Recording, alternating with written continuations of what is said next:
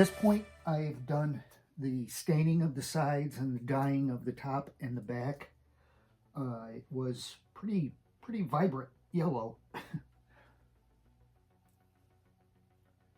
The sides, I did try that weathered gray, and it was much too light for my liking anyway, so I did it in a small spot down here. I went back over and did the rest of the sides in black.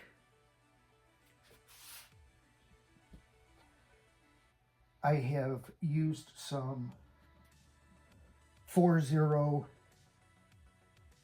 steel wool over the surfaces. Obviously, I did, although I masked the binding, there were spots where it bled over, and I will have to go about fixing that. But first, I want to try the wax, obviously, and hopefully the grain will soak this up pretty well and leave a well-defined grain pattern. I'll see how that goes. One of the things, I do like the yellow color. That's what I was shooting for when I started the project. But after doing it, and then taking into account that all the hardware is gold, I didn't know particularly how that's going to end up looking. Black hardware maybe would look better, but regardless, I'm just going to stay with what the kit came with. I'm not going to try to paint anything. As far as the neck goes, I did go with black. Now I've taken the steel wool to this also, so it's a little bit faded, but I like that type of look where the wood grain does come through. I thought that would make the gold hardware pop better. Then I did go with yellow on the back of it and the sides and top. But then I came up with this pattern for the black. This pretty much followed the line of where the headstock is glued onto the neck. And then I tried to follow this line here and come up with that. The steel wool rubbing kind of blended the yellow and the black together, but again, I'm okay with that. And one of the things you have to keep in mind, no matter what stain, no matter what dye, no matter what color you're doing, a lot of the times when you get to the point of clear coating it, it will take on a completely different appearance. So we'll see what happens when I get to that point, but I am not at that point yet. Obviously, I'm going to use the wax.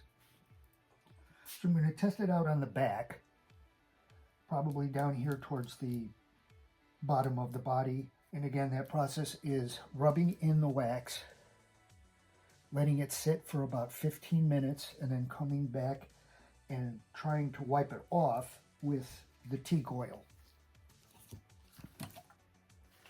So obviously I have gloves on. I'm reusing ones I used when I was doing some of the yellow staining. But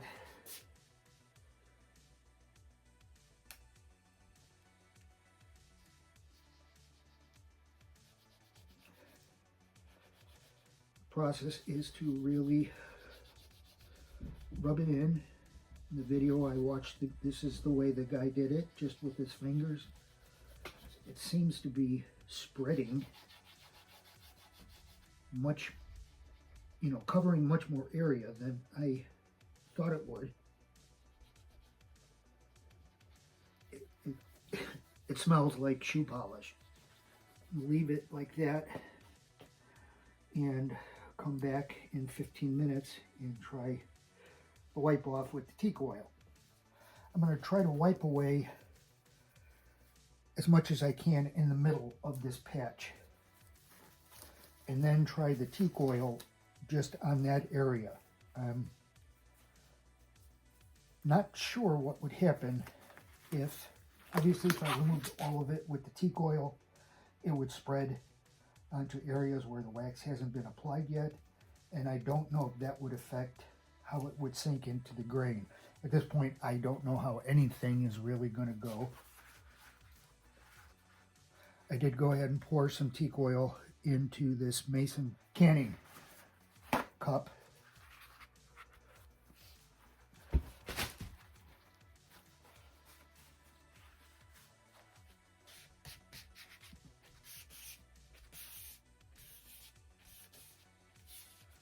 Now for the teak oil.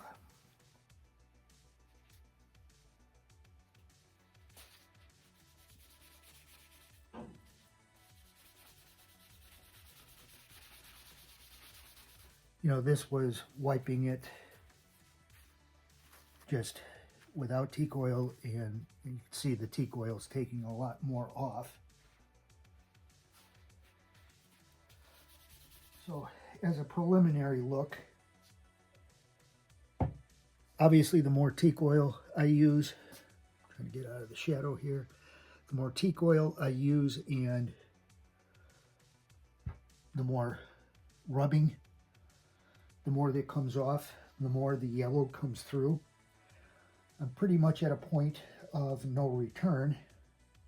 So I am going to go ahead and use the wax on the remainder of the back and then get to removing it.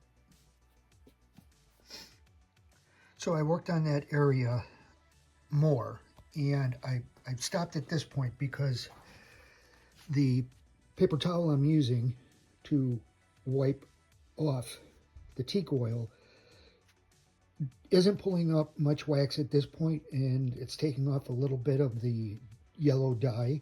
So I think that's a good place to stop. I think when it's all done, this will have a really nice look that will blend in with the black. And so I'll check back in when I've got the whole thing done.